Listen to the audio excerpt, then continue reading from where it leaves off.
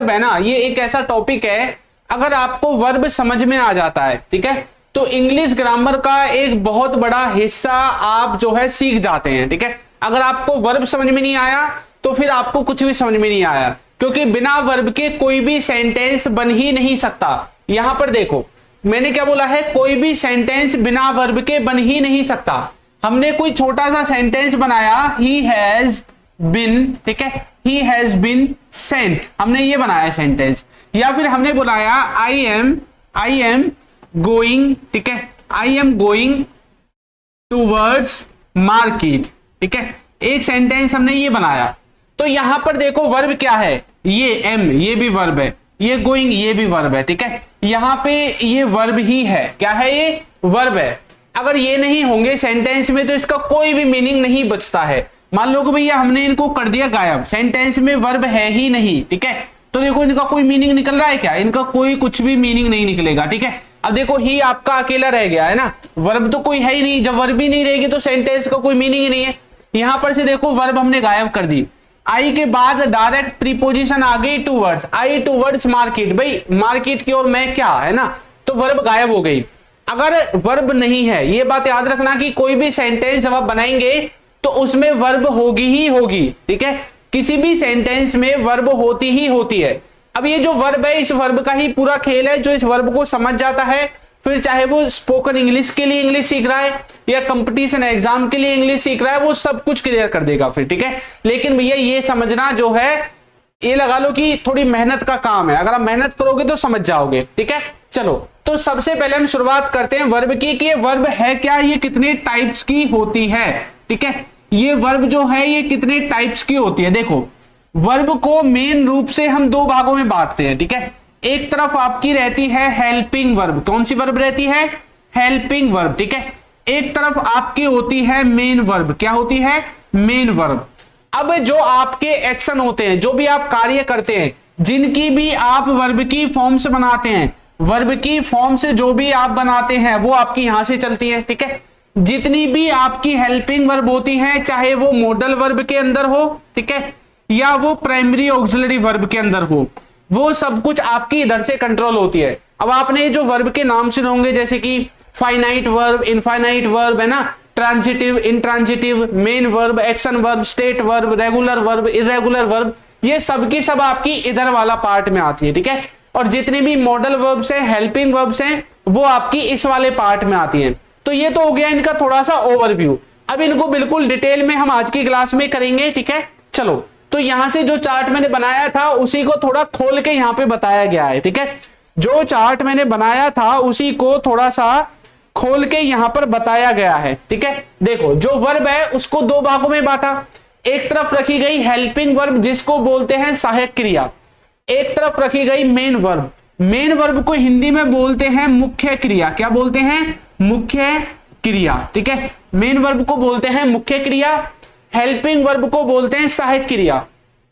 अब जो आपकी हेल्पिंग वर्ब है इसको दो भागों में हमने बांटा, एक तो वो जो आप मॉडल वर्ब पढ़ते हैं ये वाली मॉडल वर्ब में, एक आपको इसमें दिखेगा प्राइमरी ऑक्सिलरी वर्ब, ठीक है, यानी कि ऑक्सिलरी वर्ब के नाम से इनको जानते हैं।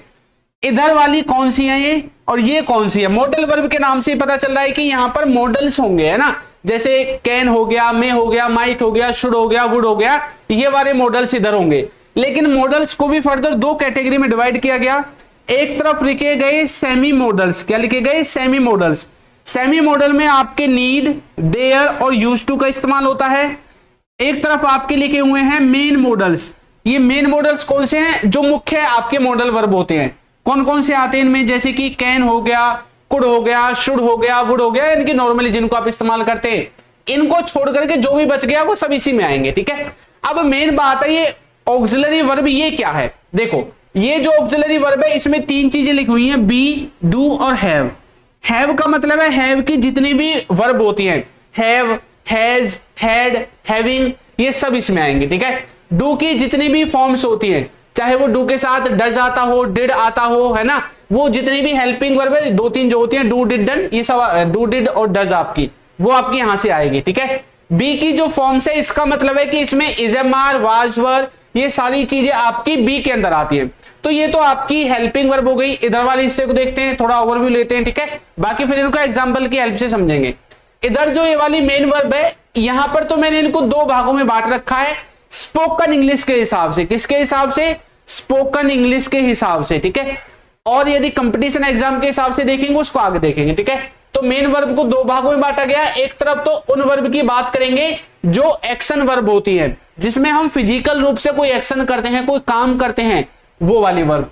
एक तरफ वो है जो किसी की अवस्था को बताती है, स्टेट वर्ब जिन्हें आप कहते हैं, वो वाली वर्ब आपकी इधर आएंगे, ठीक है। अब यहां पर जो आपकी दूसरी वाली वर्ब आती है उनको और देखते हैं। देखो इधर वाला जो हिस्सा है ये तो सेम ही रहेगा, लेकिन ये वाली जो वर्ब है अब ये हो गई है भैया सेंटेंस को बनाने के लिए।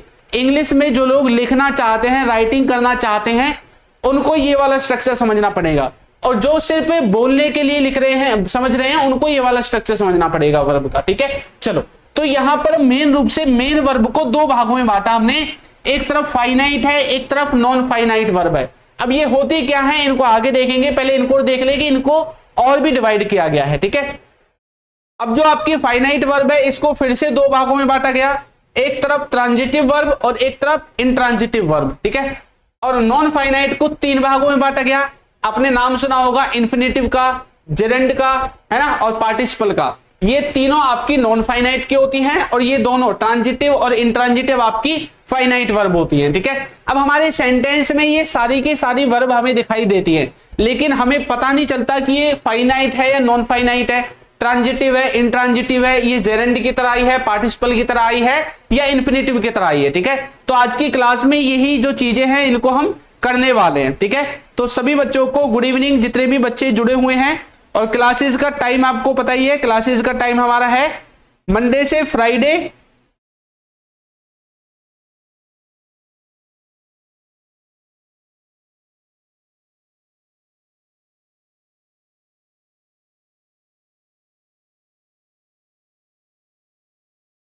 ठीक है। तो हमारी क्लासेस का टाइम है मंडे से फ्राइडे रात को 9 बजे। ओके, चलिए तो करें क्लास को स्टार्ट। तो यहां पर देखो ये जो चीजें यहां पर लिखी हुई हैं इनको हम अब बिल्कुल डिटेल में देखेंगे, ठीक है। तो सबसे पहले हम यहां पे शुरुआत करने वाले हैं कहां से? सबसे पहले शुरुआत करेंगे हेल्पिंग वर्ब से, ठीक है। बाकी मेन वर्ब वगैरह तो आप जानती हैं। वर्ब की डेफिनेशन आपको बता देता हूं, वर्ब की डेफिनेशन ऊपर लिखी हुई है, ठीक है। एक तरह से वर्ब क्या काम करती है? वर्ब हमारे सेंटेंस में क्या काम करती हैं? या तो ये किसी के एक्शन के बारे में बताएंगी, या किसी के स्टेट के बारे में बताएंगी, यानी कि अवस्था के बारे में। स्टेट का मतलब राज्य नहीं है, ठीक है।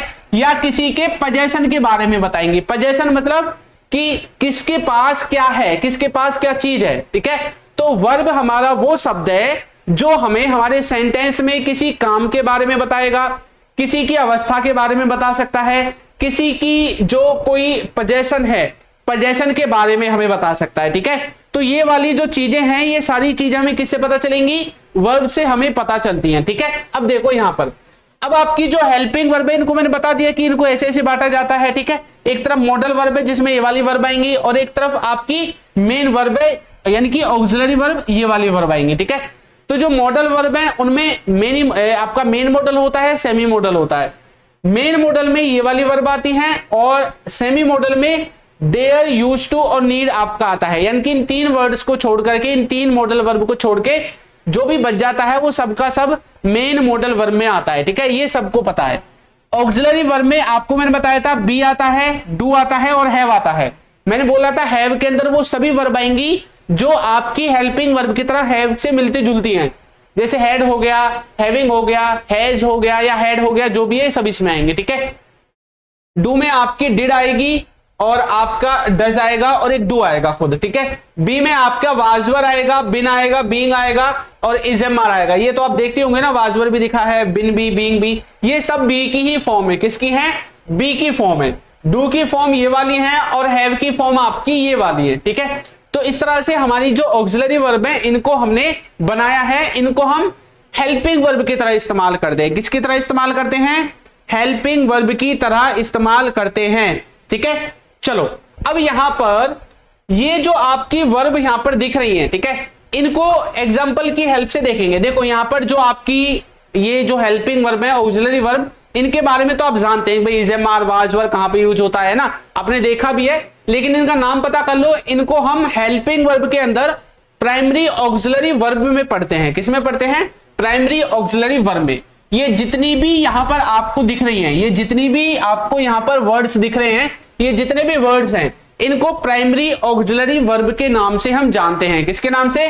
प्राइमरी ऑक्सिलरी वर्ब के नाम से जानते हैं। ठीक है, इसमें बी आता है, डू आता है और आपका हैव आता है। ठीक है, बी आता है, डू आता है, हैव। बी के अंदर आपका is am are, was were और ये विल वगैरह आ जाते हैं। ठीक है, हैव के अंदर आपका हैज, हैव और हैड आ जाता है। ठीक है, और आपका यहाँ पे डू डज नहीं लिखा, डू डज भी यहाँ पे आपका आ जाएगा, डू डज और डिड आपका डू के अंदर आता है। ठीक है, ये वाली हेल्पिंग वर्ब। अब देखो ये आप जानते हैं कि भाई इज एम आर का प्रेजेंट कॉन्टिन्यूअस में होता है, वाज वर का पास्ट कॉन्टिन्यूअस में है ना, इनका इस्तेमाल आप जानते ही हैं। ही इज डूइंग वर्क, वह काम कर रहा है। आज की वीडियो में सिर्फ हम पहचानना सीखेंगे कि वर्ब को कैसे पहचानते हैं। ठीक है, ही वॉज डूइंग वर्क, वह काम कर रहा था। तो ये वाली जो वर्ब है ये काम क्या करती हैं?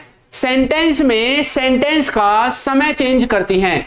सेंटेंस में जो काम किया गया है उस काम का समय बताती हैं ये वाली वर्ब, इसलिए इनको बोलते हैं सहायक क्रिया। ये सहायता करती हैं किसकी? ये सहायता करती हैं वर्ब की, उसको सही समय में दिखाने के लिए, उसको सही टेंस में दिखाने के लिए। ठीक है, अब जैसे कि मान लो हमने सेंटेंस लिखा है ही, ठीक है, हमने लिख दिया ही गो। ठीक है, अब जैसे इस गो की और फॉर्म भी है, वेंट भी है, गोन भी है। ठीक है, लेकिन हम ही के साथ अगर दिखाना चाहते हैं कि भाई मुझे पास्ट में बनाना है और पास्ट में कुछ ऐसा दिखाना है कि काम कॉन्टिन्यूटी में चल रहा है, काम कॉन्टिन्यूअस में चल रहा है। ठीक है, तो कैसे दिखाएंगे? इसके लिए हमें क्या करना पड़ेगा? फिर हमें हेल्पिंग वर्ब की हेल्प लेनी पड़ेगी। किसकी हेल्प लेनी पड़ेगी? हेल्पिंग वर्ब की। ठीक है, भाई मुझे पास्ट में दिखाना है तो फिर मैं पास्ट वाली हेल्पिंग वर्ब के पास जाऊंगा और अपने सेंटेंस को पास्ट में बना दूंगा। ये अपने हिसाब से वर्ब को मॉडिफाई कर देगी कि भाई इसको आईएनजी वाली चाहिए और आगे ये अपने आप आ जाएगी तो वाज आ जाएगा, ही वाज गोइंग। इस तरह से आपकी हेल्पिंग वर्ब क्या करती हैं? हेल्प करती हैं सेंटेंस में जो आपकी वर्ब है उसका समय सही बताने में, उसका सही टेंस बताने में। ठीक है, चलो आगे बढ़े। तो यहां पर जो is am are, was were ये जितने भी हैं इन सबके साथ आईएनजी लगती है वर्ब की पहली फॉर्म में, आप जानते हैं। हैज, हैव, हैड के साथ वर्ब की थर्ड फॉर्म लगती है। और अगर हैज, हैव, हैड के साथ बिन दिखाई देता है, यानी कि अगर आप इसको पैसिव वॉइस में लेकर जाएंगे, किसमें? पैसिव वॉइस में, तब इसके साथ वर्ब की थर्ड फॉर्म लगेगी। Is am are, was were को अगर पैसिव में लेकर जाएंगे तो इसके साथ बीई आईएनजी बीइंग लगेगा और फिर वर्ब की थर्ड फॉर्म लगेगी। ये होता है आपकी हेल्पिंग वर्ब की छोटी सी डेफिनेशन। ठीक है, तो इस डेफिनेशन से आप इसको समझ सकते हैं। अब हम थोड़ा आगे बढ़ते हैं और अब हम देखेंगे मॉडल वर्ब के बारे में थोड़ा सा। ठीक है, मॉडल वर्ब हम क्यों पढ़ते हैं? मॉडल वर्ब हम क्यों पढ़ते हैं? मॉडल वर्ब हम पढ़ते हैं संभावना वाले जो सेंटेंसेस होते हैं, पॉसिबिलिटी वाले। ठीक है, जो सेंटेंसेस होते हैं जिनमें पॉसिबिलिटी शो करनी होती है किसी काम की, कि भाई हाँ ये काम हो भी सकता है, नहीं भी हो सकता है, ऐसा हो भी सकता है, ऐसा नहीं भी होगा, या शायद उसके पास कुछ होगा, यानी कि हमें पक्का नहीं पता होता। हम या तो मतलब अंदाजा लगाते हैं या फिर अपने हिसाब से बोलते हैं, पास्ट के एक्सपीरियंस से बोलते हैं। ऐसी जगहों पर हमें मॉडल वर्ब की जरूरत पड़ेगी सेंटेंसेस को बनाने के लिए। ठीक है, किसकी जरूरत पड़ेगी? सेंटेंसेस को बनाने के लिए किसकी जरूरत पड़ेगी? मॉडल वर्ब की हमें जरूरत पड़ेगी। ठीक है, देखो यहां पर लिखा हुआ है he would be doing work. क्या लिखा हुआ है? He would be doing work. तो इसमें हमने मॉडल वर्ब लगाई है वुड बी। इसका मतलब क्या है? ये सेंटेंस किसी भी पक्के काम के बारे में नहीं बताएगा, ये जो भी बताएगा सिर्फ संभावना बताएगा किसी चीज की। ठीक है, अब जैसे लिखा हुआ है he would be doing work, इसका मतलब क्या है कि ये जो व्यक्ति है ये काम को कर रहा होगा, ऐसा हमें लगता है। मुझे पक्का नहीं पता है कि वो काम ही कर रहा है। अगर वो काम पक्का कर रहा है तो मैं सेंटेंस को टेंस के द्वारा नहीं बना दूंगा, मैं इस सेंटेंस को इज एम आर के द्वारा नहीं बना दूंगा, इसको विल बी के द्वारा नहीं बना दूंगा, अगर मुझे पक्का पता होगा तो, है ना। लेकिन मुझे पक्का नहीं पता, तभी तो मैंने वुड लगाया है कि भाई वो कर रहा होगा, पढ़ रहा होगा, सो रहा होगा। अपने घर बैठे बैठे अंदाजा लगाते हो ना यार, वो वहां से निकल लिया होगा, है ना। तो आप ये जो अंदाजा लगा रहे हैं ना, ऐसे सेंटेंसेस सबके सब मॉडल वर्ब के द्वारा बनते हैं। किसके द्वारा बनते हैं? मॉडल वर्ब के द्वारा आपके सेंटेंसेस बनते हैं। ठीक है, तो यहां पे आपकी मॉडल वर्ब आपके मीनिंग के हिसाब से, आपके सेंस के हिसाब से सेंटेंस में इस्तेमाल होगी। अब यहां पर देखो, सब में सब्जेक्ट क्या है आपका? सेम है। ठीक है, सब में आपका सब्जेक्ट क्या है? सेम है। सब में सब्जेक्ट सेम है, सब में आपकी वर्ब की फॉर्म सेम है और सब में आपका जो एक तरह से ऑब्जेक्ट वो भी सेम है। लेकिन मॉडल वर्ब अलग अलग है। तो इसका मतलब क्या है कि इनका मीनिंग अलग अलग है ना। ये देखो एक ही काम को अलग अलग तरीकों से बताएंगे। इन सब में क्या है कि ये अलग अलग पॉसिबिलिटी शो करती हैं। जैसे वुड है, ठीक है, ये अपनी अलग पॉसिबिलिटी शो करेगा। मे है, इसकी अपनी अलग संभावना होगी सेंटेंस को बताने की।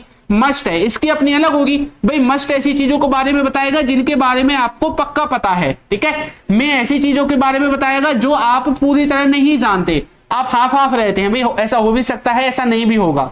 वुड आपको ऐसी चीजों के बारे में बताएगा जो आप एक्सपीरियंस के हिसाब से बोल रहे हैं, यानी कि आप 90% के आसपास इसमें श्योरिटी को दिखा सकते हैं, ठीक है। तो ऐसी चीजों में हम मॉडल वर्ब का इस्तेमाल करेंगे। अब ये जो मॉडल वर्ब है इनके साथ मेन वर्ब की फॉर्म लगती है, ठीक है। देखो एक बात हमेशा याद रखना, जब भी आप सेंटेंस को बनाओगे वहां पर सेंटेंस दो तरह से बनेगा, ठीक है। कोई भी आप सेंटेंस बना रहे हैं, ठीक है, तो कोई भी सेंटेंस आप बना रहे हैं, सेंटेंस दो तरह से बन सकता है, ठीक है। या तो वो सेंटेंस वर्ब के साथ बनेगा, यानी कि कौन सी वर्ब, मेन वर्ब, ठीक है, या तो उसमें मेन वर्ब होगी, ठीक है, या फिर उसमें आपकी मेन वर्ब नहीं होगी, यानी कि वो विदाउट मेन वर्ब के बनेगा, विदाउट मेन वर्ब, ठीक है, यानी कि उसमें वर्ब नहीं होगी, या वो फिर ऐसे बनेगा।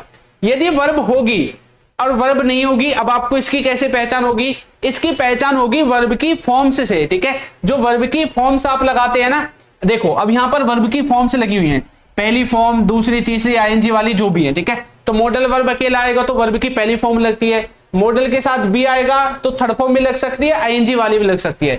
यहां पर हमने आईएनजी लगाई है मॉडल वर्ब के साथ जब बी लगा हुआ था, ठीक है। मॉडल वर्ब के साथ हैव आएगा तो वर्ब की कौन सी फॉर्म लगती है, थर्ड फॉर्म लगती है। लेकिन ये क्या होता है, कई बार इनके बाद वर्ब की फॉर्म नहीं आती।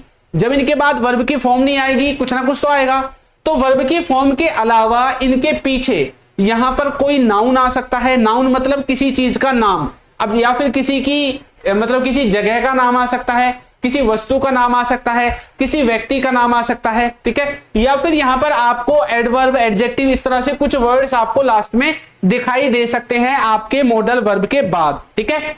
चलो तो यहां तक सभी को क्लियर होना चाहिए, इसमें ऐसा कुछ भी नहीं है समझाने वाला, ठीक है। चलिए अब भैया बढ़ते हैं मेन कॉन्सेप्ट की तरफ। मेन मॉडल वर्ब, जो मेन वर्ब्स आपकी होती हैं वो वाली, मॉडल वर्ब वगैरह तो सब यूं ही है, मॉडल वर्ब और हेल्पिंग वर्ब, ये दोनों तो ऐसे कॉन्सेप्ट है, ये सबको आते हैं। लेकिन बात आती है यहां पे, जब इनके नामों को देखते हैं ना, आधे बच्चे इनके नाम को देख के डर जाते हैं ना, sir finite, non finite, transitive, intransitive, है ना, जरंड, पार्टिसिपल, इंफिनिटिव, ये जो नाम है ना, ये जो नाम है, इनको नामों को देखकर नहीं डरना है। इनके जितने बड़े नाम है ना, उनसे बहुत ज्यादा छोटे काम है, ठीक है। तो इनको कामों को देखो, आपको नाम जो है 1 मिनट में याद हो जाएंगे। देखो ये जो फाइनाइट और नॉन फाइनाइट वर्ब है, क्या लिखा हुआ है, फाइनाइट वर्ब के बारे में क्या लिखा हुआ है, जब वर्ब, अब वर्ब कौन सी, कोई भी वर्ब हो, चाहे हेल्पिंग वर्ब हो या मेन वर्ब हो। एमवी का मतलब है मेन वर्ब, मॉडल वर्ब मत समझना। हेल्पिंग वर्ब के अंदर ही मॉडल वर्ब आ जाती है, क्योंकि हेल्पिंग वर्ब को ही 2 भागों में बांटा जाता है। ये है मेन वर्ब, ठीक है। जब वर्ब, चाहे वो हेल्पिंग वर्ब हो या मेन वर्ब हो, वाक्य में अपने टेंस या फिर सब्जेक्ट के अनुसार चेंज हो जाए, क्या हो जाए, टेंस या सब्जेक्ट के अनुसार चेंज हो जाए, ठीक है, तो उसको बोलते हैं फाइनाइट वर्ब।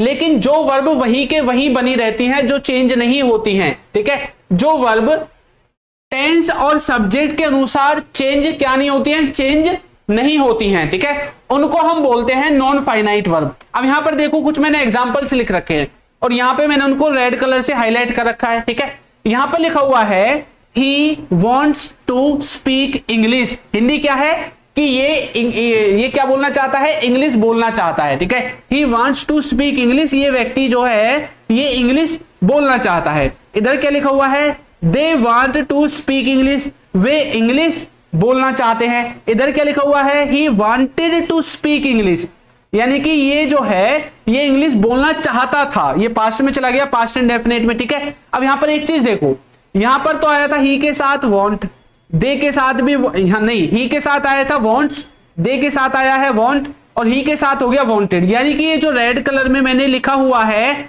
ये चेंज हो रहा है। ये चेंज किसकी वजह से हो रहा है, या तो सब्जेक्ट की वजह से चेंज हो रहा है, सब्जेक्ट की वजह से भी पता चल रहा है, या फिर टेंस चेंज होने की वजह से भी चेंज हो रहा है।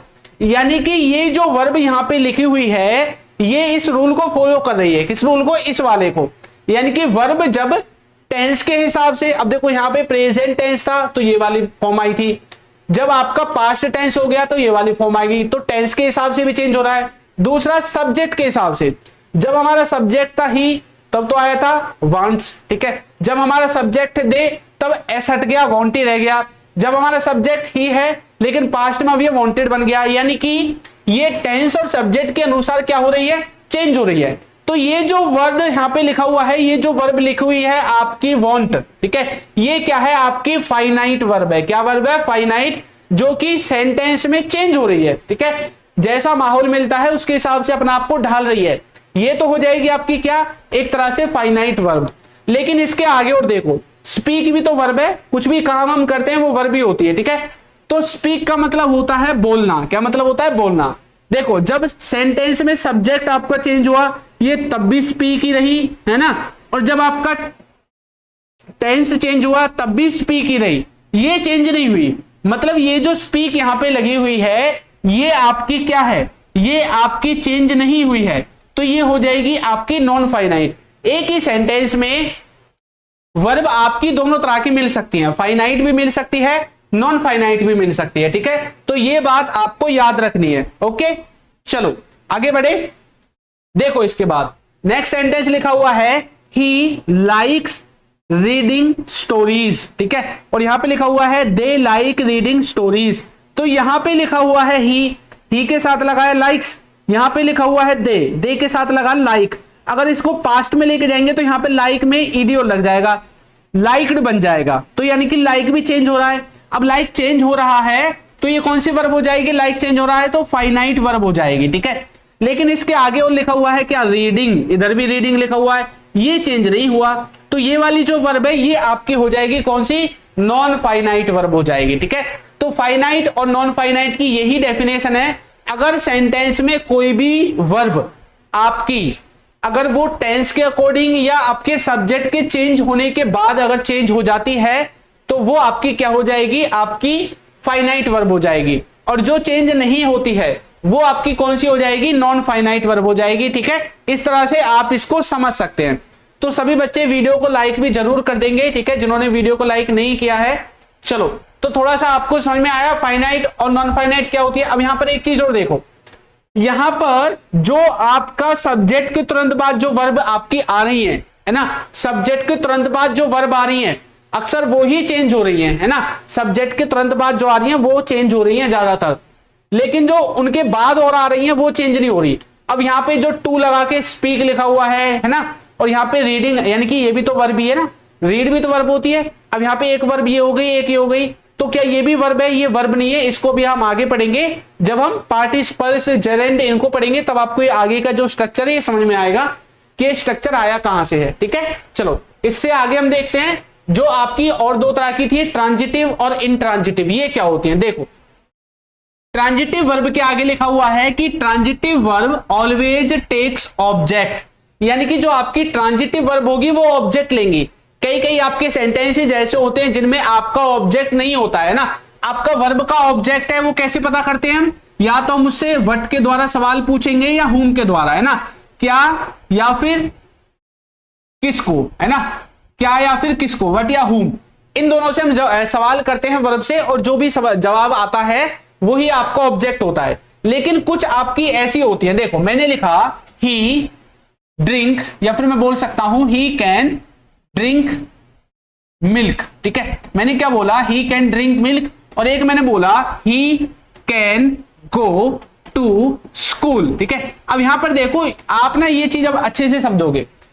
मैंने यहां पे बोला ही कैन ड्रिंक मिल्क, मतलब हिंदी क्या है? वह दूध पी सकता है, वह दूध पी सकता है। क्या बोला मैंने? वह दूध पी सकता है, ठीक है। और यहां पर मैंने बोला वह स्कूल जा सकता है, वह क्या कर सकता है? स्कूल जा सकता है। अब इसको थोड़ा डीपली समझो, ठीक है। देखो यहां पर जो सेंटेंस लिखा हुआ है इसमें वर्ब क्या है? ड्रिंक। ड्रिंक का मतलब ही तो होता है पीना, है ना। अब मैं इससे यदि सवाल करूंगा भाई क्या पी सकता है, तो जवाब में क्या आया? मिल्क, है ना। किसको पी सकता है? मिल्क को, यानी कि जवाब में आ रहा है मिल्क, यानी कि यहां पे मिल्क आपका क्या है?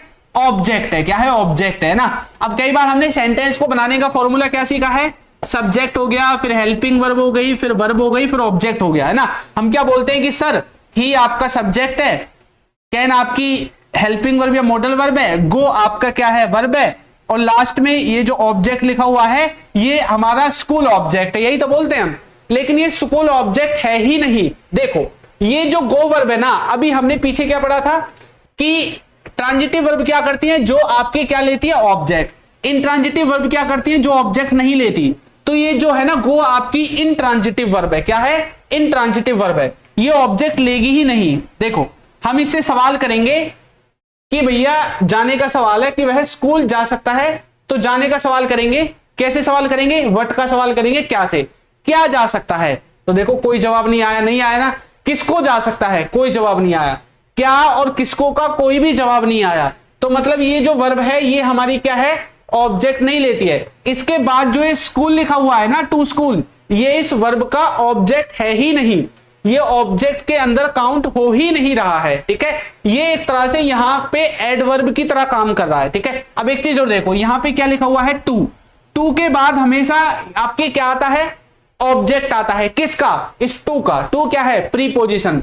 तो प्रीपोजिशन के बाद हमेशा उसका क्या आता है, ऑब्जेक्ट आता है। ठीक है, प्रीपोजिशन के बाद हमेशा उसका क्या आता है, ऑब्जेक्ट आपका आता है। ठीक है, तो ये बात आपको यहां पे याद रखनी है।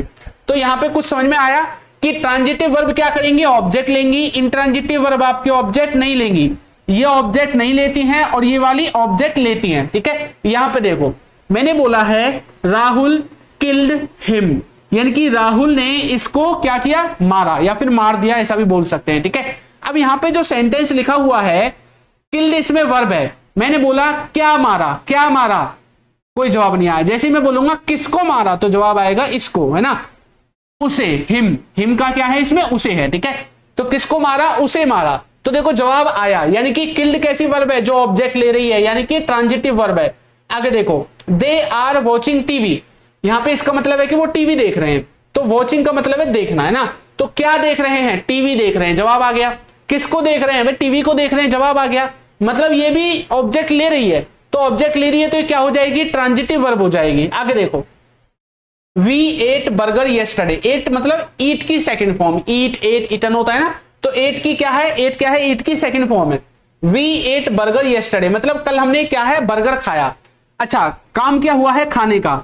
क्या खाया, बर्गर खाया, जवाब आ रहा है। किसको खाया, बर्गर को खाया, जवाब आ रहा है। मतलब ये वर्ब जो है ईट, ईट की जो सेकंड फॉर्म है जो भी है, ये आपकी क्या ले रही है, ऑब्जेक्ट ले रही है, तो ये क्या हो जाएगी, आपकी ट्रांजिटिव हो जाएगी। आई हैव बीटन हिम, तो मैंने उसको क्या किया है, पीटा है, मैंने उसको पीटा है। तो किसको पीटा है, हिम, उसे। ये हिम का मतलब क्या है, उसे। ठीक है, तो यहां पे हिम आपको ऑब्जेक्ट हो जाएगा। लेकिन यहां पे देखो, he is going to school, है ना, अभी पीछे बताया था। जाने का मतलब क्या है, गोइंग। क्या जा रहा है, कोई जवाब नहीं आया। किसको जा रहा है, नहीं आया जवाब। तो ये आपकी क्या है, इंट्रांजिटिव वर्ब है, यानी कि ये ऑब्जेक्ट आपका नहीं ले रही है। तो आपके सेंटेंस में बहुत सारी ऐसी चीजें होंगी जो सेंटेंस में क्या होगा, ऑब्जेक्ट नहीं होगा। कई बार मैं आपको बोलता हूं ना किसी में ऑब्जेक्ट नहीं है तो इसको छोड़ दो, है ना। इसलिए मैं सेंटेंस का जब स्ट्रक्चर आपके सामने लिखता हूं तो ऑब्जेक्ट के साथ साथ OWO लिखता हूं, है ना। OW मतलब अदर वर्ड्स, यानी कि अगर ऑब्जेक्ट नहीं है तो जो भी बचे हुए हैं वो आपके लास्ट में आ जाएंगे। ठीक है, तो इस तरह से आप सेंटेंस में ट्रांजिटिव और जो आपकी इंट्रांजिटिव वर्ब हैं उनको पहचानोगे, उनको समझोगे। ठीक है, अब हम यहां पर थोड़ा एडवांस पॉइंट की तरफ पढ़ते हैं कि इसमें एडवांस यदि हम सीखना चाहें तो क्या करते हैं। अच्छा, आपने पैसिव वॉइस पढ़ा होगा, लेकिन आपसे सभी सेंटेंसेस का पैसिव वॉइस नहीं बनता है ना। आपने ये चीज फील की होगी कि सेंटेंस सभी का आपका पैसिव वॉइस नहीं बन रहा है। क्यों नहीं बन रहा है, क्योंकि वो जो वर्ब है वो वर्ब आपकी क्या होती है, इंट्रांजिटिव होती है। पैसिव वॉइस का फॉर्मूला क्या होता है, सबसे पहले तो ऑब्जेक्ट ही आता है पैसिव वॉइस में, उसके बाद हेल्पिंग वर्ब आती है, यही तो होता है। लेकिन भैया जो आपकी वर्ब ऑब्जेक्ट लेती ही नहीं है, उस सेंटेंस का पैसिव वॉइस आप कैसे बना दोगे, है ना। उस सेंटेंस का पैसिव वॉइस आप कैसे बना दोगे। अब यानी कि ये जो इंट्रांजिटिव वर्ब है ना, इनका पैसिव वॉइस बनता ही नहीं है। क्यों नहीं बनता, क्योंकि ये आपकी ऑब्जेक्ट लेती ही नहीं है। इसलिए बहुत सारे सेंटेंस ऐसे होते हैं, आप खूब कोशिश करते हैं लेकिन पैसिव वॉइस में ट्रांसलेशन आप उनका नहीं कर पाते। वो इन्हीं की वजह से होता है क्योंकि ये क्या है, इंट्रांजिटिव वर्ब है, ठीक है। तो इंट्रांजिटिव वर्ब का पैसिव वॉइस नहीं बनता है, जबकि ट्रांजिटिव वर्ब जितनी भी होती हैं जो ऑब्जेक्ट लेती हैं, पैसिव वॉइस में फोकस किस पे करते हैं, ऑब्जेक्ट पे, इसलिए ऑब्जेक्ट को सबसे आगे लिखते हैं, वरना और सेंटेंसेस में पीछे लिखते थे। अब हमारा उद्देश्य क्या है, ऑब्जेक्ट पर फोकस करना। अब भैया ट्रांजिटिव, ये इंट्रांजिटिव वर्ब में तो आपका ऑब्जेक्ट होता ही नहीं है, इसलिए पैसिव नहीं बनेगा, ठीक है। दूसरी बात, यहीं पे वही चीज मैंने लिख रखी है कि ट्रांजिटिव वर्ब आपकी ऑब्जेक्ट लेती हैं और intransitive don't take object, object नहीं लेती है, ठीक है।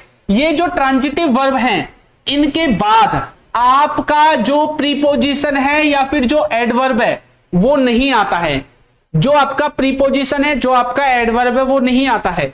जबकि इंट्रांजिटिव वर्ब जो है, इनके बाद आप प्रीपोजिशन या आपका जो एडवर्ब है उसको आप लिख सकते हैं, ठीक है, उनको आप लिख सकते हैं। ये बात आपको यहां पे याद रखनी है। ये थोड़ा एडवांस टॉपिक है, इसलिए मैं ये जो चैनल है इस पे ज्यादातर स्पोकन इंग्लिश पढ़ाता हूं, यानी कि जो इंग्लिश हमारी बोलचाल में इस्तेमाल होती है, ठीक है।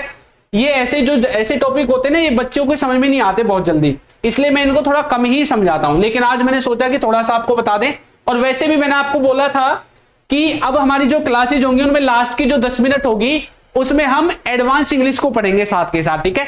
यानी कि इंग्लिश को गहराई से समझने की कोशिश करेंगे। शुरू के आध घंटा 30 मिनट अपना टॉपिक पढ़ेंगे स्पोकन इंग्लिश का, और लास्ट के 10 मिनट पढ़ेंगे अपनी जो एडवांस इंग्लिश है उसको, ठीक है। चलो आगे बढ़ते हैं। अब यहां पर हमने ये जो हमारी वर्ब की फॉर्म्स थी, ठीक है, इनको जेरेंड और इन्फिनिटिव में भी हमने देखा था, है ना, कि एक तरफ आपका जो पार्ट था वो जेरेंड था। देखो इसमें भी हमने देखा था, ये ट्रांजिटिव इंट्रांजिटिव हमने देख लिया, फाइनाइट नॉन फाइनाइट देख लिया। अब नॉन फाइनाइट के अंदर इन्फिनिटिव आता है, पार्टिसिपल आता है और आपका जेरेंड आता है। अब ये किस तरह से काम करते हैं इनको सीखो। ये जो आपके जेरेंड वगैरह इन्फिनिटिव वगैरह होते हैं, ये किस तरह से काम करते हैं इसको सीखते हैं। देखो यहां पे लिखा हुआ है जेरेंड का प्रयोग और यहां पे लिखा हुआ है इन्फिनिटिव का प्रयोग, ठीक है। इन्फिनिटिव का मतलब होता है कि इनके साथ आएगा टू और उसके साथ लगेगी वर्ब की पहली फॉर्म। क्या लगेगी, वर्ब की पहली फॉर्म लगेगी टू के साथ। इसमें क्या होगा, यहां पे आएगा वर्ब में आईएनजी। क्या आएगा, वर्ब में आईएनजी आएगा। अब ये जो दोनों के दोनों हैं, ये जो दोनों के दोनों हैं, ये एक तरह से आपके सेंटेंस में दो काम करेंगे। ये दोनों के दोनों सेंटेंस में क्या काम करेंगे, दो। या तो ये सेंटेंस में सब्जेक्ट बनेंगे, क्या बनेंगे, सब्जेक्ट, या ये सेंटेंस में ऑब्जेक्ट बनेंगे। क्या बनेंगे, ऑब्जेक्ट। ज्यादातर आपको ये इनमें ही दिखेंगे, ठीक है। और आपको मैंने एक चीज बताई थी, जब भी कोई चीज सब्जेक्ट या ऑब्जेक्ट बनती है तो वो क्या होती है, वो चीज आपकी या तो नाउन होगी या प्रोनाउन होगी। यही तो होगी, नाउन होगी या प्रोनाउन होगी। अगर कोई सब्जेक्ट ऑब्जेक्ट बन रहा है तो इसका मतलब क्या है कि ये होती तो वर्ब ही है, वर्ब के अंदर पढ़ रहे हैं ना, तो वर्ब ही है। लेकिन जब हम इनको एज ए सब्जेक्ट या ऑब्जेक्ट इस्तेमाल करेंगे तो वहां पर ये क्या बन जाएंगी, एक तरह से नाउन की तरह काम करेंगे। किसकी तरह, नाउन की तरह, ठीक है। अब यहां पे मैं आपको बताता हूं कुछ एग्जांपल की हेल्प से इनको, ठीक है। तो यहां पे एक एग्जांपल लिखा हुआ है, आई लाइक ईटिंग। अब ये यहां पे इसको भूल जाओ आप, ठीक है, इसको आप भूल जाओ थोड़ी देर के लिए, ईटिंग को भूल जाओ, ठीक है। ईटिंग को क्या करो, भूल जाओ। मैंने क्या बोला है, आई लाइक, इतना बोला बस मैंने, है ना। आई लाइक का मतलब है मैं पसंद करता हूं। क्या लिखा हुआ है मैंने, मैं पसंद करता हूं। बहुत ध्यान से समझना, टॉपिक बहुत, मतलब ये लगा लो थोड़ा सा भी दिमाग भटका, दिमाग से गायब हो जाएगा, ठीक है। आई लाइक, अब मैंने बोला किसी के सामने आई लाइक, वो मुझसे बोलेगा आई लाइक क्या, भाई क्या लाइक करता है ना। अब यहां पे इसको क्या चाहिए, ये क्या है, ये है आपकी वर्ब। क्या है, वर्ब है, ठीक है। आई लाइक आपकी क्या है, वर्ब है भाई, आई लाइक। अब यहां पे वर्ब के बाद मुझे इसका क्या चाहिए, ऑब्जेक्ट। क्यों चाहिए, क्योंकि ये वर्ब कौन सी है जो ऑब्जेक्ट ले रही है बाद में, तो भैया यहां पे मुझे ऑब्जेक्ट चाहिए। अब मैं यहां पे क्या करूंगा, अब मैं जो चीज पसंद करता हूं वो मैं यहां पे लास्ट में लिखूंगा। अब मैं बोल रहा हूं कि मुझे खाना पसंद है, क्या पसंद है, खाना, तो मैं बोलूंगा आई लाइक, क्या मैं यहां पे ईट लिखूंगा। अगर मैं यहां पे ईट लिख दूंगा, ठीक है, तो खाने का मतलब तो ईट ही होता है ना, या हैव होता है, ठीक है। अगर मैं यहां पे ईट लिख दूंगा तो देखो ये भी वर्ब हो गई, ये भी वर्ब हो गई, और दो दो वर्ब एक साथ ऐसे नहीं आ सकती। दूसरी बात, हमें यहां पे वर्ब नहीं चाहिए, हमें यहां पे क्या चाहिए, हमें चाहिए ऑब्जेक्ट। ऑब्जेक्ट क्या होता है, ऑब्जेक्ट या तो आपका नाउन होगा या प्रोनाउन होगा। तो हम क्या करते हैं, कि भैया जब हमारा ऐसा मतलब चांस आ जाता है या ऐसी कंडीशन आ जाती है कि भैया हमें वर्ब के बाद फिर से वर्ब लिखने की जरूरत पड़ेगी, लेकिन वो ऑब्जेक्ट की तरह जरूरत पड़ती है, तो हम क्या करते हैं कि हमारी जो भी वर्ब होती है उसमें हम क्या लगा रहे हैं, आईएनजी लगा देते हैं। क्या लगा देते हैं, आईएनजी। जैसे ही वर्ब में आईएनजी लगाएंगे तो ये जो पीछे वाला जो कॉन्सेप्ट था आपका ये वाला, तो ये वर्ब क्या बन जाएगी, जेरेंड आपकी बन जाती है। क्या बन जाती है, जेरेंड बन जाती है। तो ये जो वर्ब है आपकी क्या बन जाएगी, जेरेंड बन जाएगी। ठीक है, जब भी हम इसमें आईएनजी लगाएंगे तो ये वर्ब आपकी जेरेंड बन जाएगी, और जब ये वर्ब जेरेंड बन जाएगी तो मतलब क्या होगा, ये किसकी तरह काम करेगी, नाउन की तरह काम करेगी, क्योंकि अब ये ऑब्जेक्ट बन के यहां पे जाएगी। तो यहां पे जो ईट लिखा हुआ है ना, अब इसकी जगह मैं क्या लिखूंगा, इसकी जगह मैं लिखूंगा ईटिंग। क्या लिखूंगा, ईटिंग। इसलिए ईटिंग आता है। समझ में आया ये कॉन्सेप्ट। आई लाइक ईटिंग, आपने बोला यार I like dancing, I like eating, I like watching movies, ऐसा आपने सुना होगा। ठीक है, चलो तो यहां पर तो हमने बना दिया आई लाइक ईटिंग। अब ये क्या होता है कि ये है तो वर्ब भी, बेशक हमने इसको यहां ऑब्जेक्ट की तरह इस्तेमाल कर दिया है नाउन बना के। ये जब ऑब्जेक्ट की तरह इस्तेमाल होगी नाउन बना के, फिर भी अपनी जो फीलिंग है इसकी, अपनी जो फीलिंग है, अपनी जो फितरत है उसको नहीं छोड़ती है। इसकी जो फितरत है वो क्या है, ऑब्जेक्ट लेने की, क्योंकि है तो वर्ब भी एक तरह से, बेशक आईएनजी लगा के हमने लगा दी। अब इसको भी ऑब्जेक्ट चाहिए, क्योंकि ये कौन सी वर्ब है जो ऑब्जेक्ट लेती है, बताओ कौन सी वर्ब मैंने आपको बताई थी जो ऑब्जेक्ट लेती है ना। ठीक है, तो आपको ट्रांजिटिव इंट्रांजिटिव में पढ़ाया था। ठीक है, तो ये क्या है, अब ये इसको भी चाहिए। अब मैंने बोला आई लाइक ईटिंग, भाई मुझे खाना पसंद है। अब बोलेगा भैया क्या खाना पसंद है, क्या। अब जैसे क्या बोला, मतलब ऑब्जेक्ट चाहिए, क्योंकि क्या के द्वारा ऑब्जेक्ट ही आता है, क्या और किसको के द्वारा ऑब्जेक्ट आता है, तो भैया इसको भी ऑब्जेक्ट चाहिए। तो क्या होता है, अब यहां पे इसका भी ऑब्जेक्ट हमें लिखना पड़ेगा। तो आई लाइक ईटिंग, अब भैया क्या खाना पसंद है, तो यहां पे भैया मुझे खाना पसंद है मैंगो, या मैंगोज, जो भी आप बोलते हैं कुछ भी लिख सकते हैं। ठीक है, तो I like eating mangoes, I like eating burger, chowmein, जो भी आप लिखना चाहते हैं लिख सकते हैं।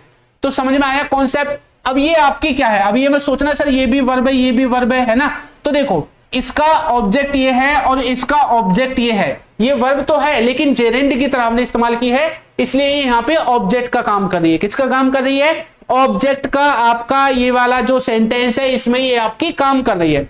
आया समझ में कॉन्सेप्ट। ठीक है, चलो आगे बढ़ते हैं। अब यहां पर ये जो जेरेंड है इसी के कुछ मैंने एग्जांपल्स लिखे हुए हैं। देखो अब कई बार अभी हमने ऑब्जेक्ट की तरह देखा, अब ये सब्जेक्ट की तरह भी इस्तेमाल हो सकते हैं। देखो यहां पे लिखेगा टहलना स्वास्थ्य के लिए लाभदायक है, यानी कि अच्छा है। तो क्या लिखा हुआ है, walking is a good for health. लेकिन वॉक करना तो भैया वर्ब होती है, वर्ब में तो लगाते हैं आईएनजी, तो ये वर्ब है। लेकिन यहां पे देखो इसके बाद क्या आया हुआ है, सब्जेक्ट, ये आपकी हेल्पिंग वर्ब आई हुई है। हेल्पिंग वर्ब जब तक सब्जेक्ट नहीं होगा नहीं आएगी, वर्ब तब तक नहीं आएगी जब तक सब्जेक्ट नहीं आएगा। तो यानी कि ये जो वॉकिंग है ये सब्जेक्ट की तरह इस्तेमाल किया गया है, इसकी ही वर्ब है is. Walking is good for health. ये गुड क्या है, ये गुड क्या है, किसके लिए सही है, ये गुड हेल्थ के लिए सही है ना। तो इस तरह से समझोगे walking is good for health, यानी कि टहलना स्वास्थ्य के लिए लाभदायक है। आगे लिखा हुआ है धूम्रपान करना स्वास्थ्य के लिए हानिकारक है। आपने गाड़ी में जो बस होती है, ट्रक होते हैं, है ना, आपने देखा होगा वहां पे लिखा होता है स्मोकिंग इज, यहाँ पे इंजीरियस मैंने लिख दिया है, वहां पे डेंजरस लिखा होता है। ठीक है, तो डेंजरस या इंजीरियस टू हेल्थ, यानी कि स्मोकिंग क्या है, हेल्थ के लिए नुकसानदायक है। तो यहाँ पे स्मोकिंग के बाद हेल्पिंग वर्ब आई है ना। तो यानी कि स्मोकिंग सब्जेक्ट की तरह इस्तेमाल हुई है। स्मोक मतलब स्मोक करना वर्ब है, वर्ब को हम आईएनजी लगा करके सब्जेक्ट और ऑब्जेक्ट दोनों की तरह इस्तेमाल कर सकते हैं। ठीक है, उपन्यास पढ़ना मेरा शौक है, तो रीडिंग नॉवेल्स इज माई क्या है, हॉबी है। तो रीडिंग जो यहाँ पे लिखा हुआ है, ये रीडिंग नॉवेल्स पूरा एक तरह से क्या हो जाएगा, सब्जेक्ट आपको हो जाएगा। इसके बाद इज आपकी हेल्पिंग वर्ब यहाँ पे आई हुई है। ठीक है, इस तरह से आप इंग्लिश को अगर डीप में सीखना चाहते हैं तो ये कॉन्सेप्ट आपको सीखने पड़ेंगे। अगर आप इन कॉन्सेप्ट को सीखना चाहते हैं अच्छे से, तो मैं लास्ट की जो क्लासेस 10 मिनट होंगी क्लास में, उनमें ऐसे ही कॉन्सेप्ट आपको सिखाऊंगा। ठीक है, आगे लिखा हुआ है इन्फिनेटिव। अभी हमने आईएनजी वाला कॉन्सेप्ट देखा है। इन्फिनेटिव में टू लगा के वर्ब की पहली फॉर्म लिखते हैं। अब देखो पीछे अभी जो हमने प्रैक्टिस की थी, कहां पे की थी, ये वाली हमने की थी फाइनाइट नॉन फाइनाइट वर्ब में ना। यहाँ पे देखो, यहाँ पे हमने प्रैक्टिस की थी, तो यहाँ पे मैंने क्या लिखा हुआ था, ही लाइक्स रीडिंग। अब यहाँ पे जो रीडिंग आया है ये क्या है, ऑब्जेक्ट ही तो है। अब ये क्या रीड करना पसंद करता है, स्टोरीज। इस लाइक का ऑब्जेक्ट रीडिंग और रीडिंग का ऑब्जेक्ट है स्टोरीज, यानी कि इसको भी वर्ब चाहिए। ठीक है, दे लाइक, वही सेम बात है।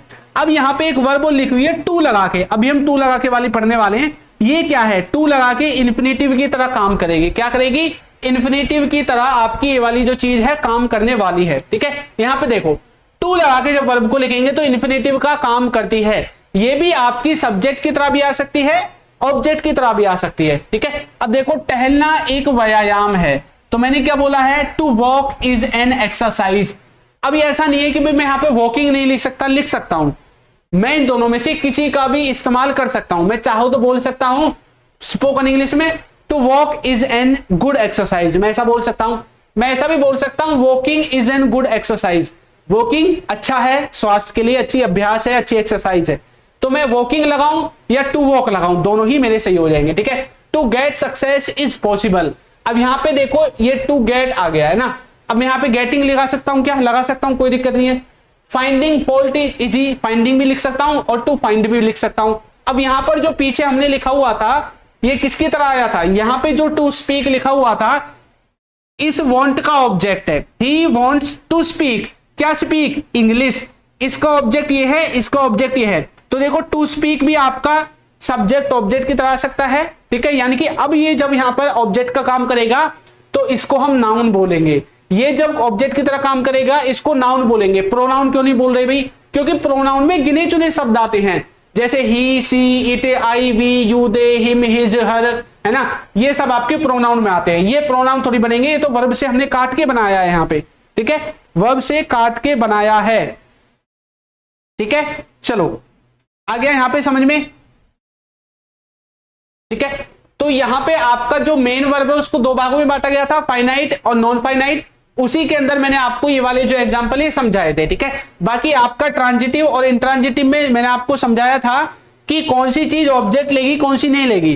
ट्रांजिटिव वर्ब ऑब्जेक्ट लेंगी, इंट्रांजिटिव वर्ब ऑब्जेक्ट नहीं लेंगी। ठीक है, और इस तरह से मैंने आपको इनको एग्जाम्पल की हेल्प से यहां पे समझाने की कोशिश की थी। अब क्या होता है, वर्ब के इतने सारे टाइप्स हमें पता चल गए। ये तो सिर्फ इनके काम के हिसाब से है, किसके हिसाब से है, काम के हिसाब से, है ना। अब हमें कहीं पे भैया ये ईडी लगाना है, कहीं पे सेकंड फॉर्म में क्या करना है, ये सारी चीजें हमें कैसे पता चलेंगी, ये सारी चीजें हमें पता चलेंगी वर्ब का जो टाइप होता है रेगुलर वर्ब और इर्रेगुलर वर्ब। अब ये किस चीज में काम आती हैं, ये दोनों ही आपकी काम आएंगी वर्ब की सेकंड और थर्ड फॉर्म कैसे बनाते हैं, इस चीज को पकड़ने में, इस चीज को समझने में। जब आप वर्ब की सेकंड और थर्ड फॉर्म बनाओगे तो वहां पे रेगुलर और इर्रेगुलर वर्ब्स आपके काम आएंगे। रेगुलर वर्ब्स क्या होती हैं, रेगुलर वर्ब्स होती हैं जब आप सेकंड और थर्ड फॉर्म के एंड में ईडी लगा देते हैं। क्या लगा देते हैं, ईडी। जैसे देखो यहां पे पहली फॉर्म है हमारी लुक, लेकिन जब इसकी सेकंड और थर्ड फॉर्म हमने बनाई है तो इसमें हमने ईडी लगा दी है। तो इस तरह से सिर्फ पहली फॉर्म में ईडी लगाने से हमारी क्या बन गई, सेकंड और थर्ड फॉर्म बन गई। ऐसी जितनी भी वर्ब है जिनके लास्ट में ईडी लगाने से वो सेकंड और थर्ड फॉर्म बन जाती है, उन वर्ब्स को रेगुलर वर्ब कहते हैं। क्या कहते हैं, रेगुलर वर्ब कहते हैं। और जितनी भी ऐसी वर्ब हैं जिनके लास्ट में ईडी लगाने से वो सेकंड और थर्ड फॉर्म में नहीं बनती हैं, बल्कि उनको लिए अलग ही रूल चाहिए, तो ऐसे केस में वो आपकी इर्रेगुलर वर्ब्स हो जाती है। यानी कि सेकंड और थर्ड फॉर्म आपकी ईडी से नहीं बनेंगी, या तो वो डिफरेंट रहेंगी या सेम रहेंगी, उससे कोई फर्क नहीं पड़ेगा, लेकिन ईडी नहीं होगा। देखो यहाँ पे ये मत सोचना सर इन दोनों में तो ये सेम है ना, तो ये सेम है लेकिन ईडी की बात है, ये सेम वेम की कोई बात नहीं है। जैसे गो वेंट गोन तीनों ही अलग है, कट कट कट ये तीनों ही सेम है, बाय बॉट बॉट, ये देखो बाय, ये क्या हो गया, ठीक है, ये देखो यहाँ पे बॉट लिखा हुआ है, दोनों सेम है, यहाँ पे भी दोनों सेम है, लेकिन भैया इसमें ईडी नहीं है, इसलिए तो ये इर्रेगुलर वर्ब्स में पड़ी हुई है, और इसमें ईडी है, ये आपकी रेगुलर वर्ब्स में पड़ी हुई है। ठीक है, तो ये होता है आपका वर्ब का कॉन्सेप्ट। समझ में आया क्या चीज पढ़ रहे हैं हम यहाँ पे। ठीक है, तो वर्ब को आप इस तरह से समझ सकते हैं, वर्ब को आप इस तरह से पढ़ सकते हैं। ठीक है, चलो मैं आपके लिए दो एग्जांपल्स देता हूं और इनमें देखना आपको क्या चीज क्या लिख रही है। ठीक है, पहला सेंटेंस है ही, ठीक है, पहला सेंटेंस है ही हैज, ठीक है, he has gone, he has gone to, ठीक है, या फिर हम बोल सकते हैं ही हैज गॉन टूवर्ड्स, ठीक है, he has gone towards school, ठीक है, he has gone towards school. और एक हम सेंटेंस लिख रहे हैं ही ठीक है, ही हैड ईटन, ठीक है। अच्छा मुझे बताओ, मैंने यहां तक छोड़ दिया इस सेंटेंस को, ठीक है। अब मुझे बताओ ये दोनों जो सेंटेंस है, इन दोनों सेंटेंस में जैसे पहले लिखा हुआ है he has gone towards school, इनमें मुझे आपको बताना है पहली बात तो ये कि ये वर्ब जो लिखी हुई है इनमें ये ट्रांजिटिव है या इंट्रांजिटिव है, कौन सी ट्रांजिटिव है कौन सी आपकी इंट्रांजिटिव है, क्या पहचान पा रहे हो, बताइए जल्दी से। क्या आप इनमें पहचान पा रहे हो कि कौन सी ट्रांजिटिव है कौन सी आपकी इंट्रांजिटिव है। देखो यहां पे मैंने बोला ही हैज गॉन टूवर्ड्स स्कूल, तो यहां पे क्या आया है, गॉन आया है। अब गॉन से मुझे सवाल करना है क्या और किसको, व्हाट या हुम, है ना, ये दोनों ही तो सवाल करते हैं व्हाट या हुम करके। तो मैंने बोला क्या मतलब ही हैज गॉन टूवर्ड्स स्कूल, ये जो व्यक्ति है ये स्कूल की तरफ गया है, ऐसा कुछ लिखा हुआ है, तो वह स्कूल की तरफ गया है। क्या गया है, कोई जवाब नहीं आया, किसको गया है, कोई जवाब नहीं आया, यानी कि ये जो वर्ब है ये क्या है, ये ऑब्जेक्ट नहीं ले रही है, इसको ऑब्जेक्ट की जरूरत ही नहीं है, ठीक है। तो ये आपकी एक तरह से क्या हो जाएगी, इंट्रांजिटिव हो जाएगी। लेकिन यहां पे मैंने बोला है ही हैड ईटन, वह खा चुका था, ऐसा लिखा हुआ है, वह खा चुका था या उसने खा लिया था। अब जैसे मैंने बोला उसने खा लिया था, आपके मन में जवाब मतलब क्वेश्चन आएगा सर क्या खा लिया था, मतलब ये क्या चाहिए, इसको चाहिए भैया, इसका ऑब्जेक्ट जो मैंने यहाँ पे लिखा नहीं है, ठीक है। तो एक तरह से आपकी क्या हो जाएगी, जिसको ऑब्जेक्ट चाहिए वो ट्रांजिटिव और जिसको नहीं चाहिए वो इंट्रांजिटिव, ठीक है। तो इसको ऑब्जेक्ट चाहिए तो भैया इसको ऑब्जेक्ट लिखो, क्या खाना है, क्या खाया था इसने, तो जो भी आप यहाँ पे ऑब्जेक्ट लिखोगे वो आपका किस में फॉर्म में होगा, या तो वो नाउन होगा या फिर वो प्रोनाउन होगा, ठीक है।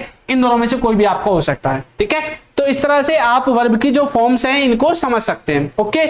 चलिए तो आज की क्लास में इतना ही है, अब हम मिलेंगे अपनी नेक्स्ट क्लास में नए टॉपिक के साथ।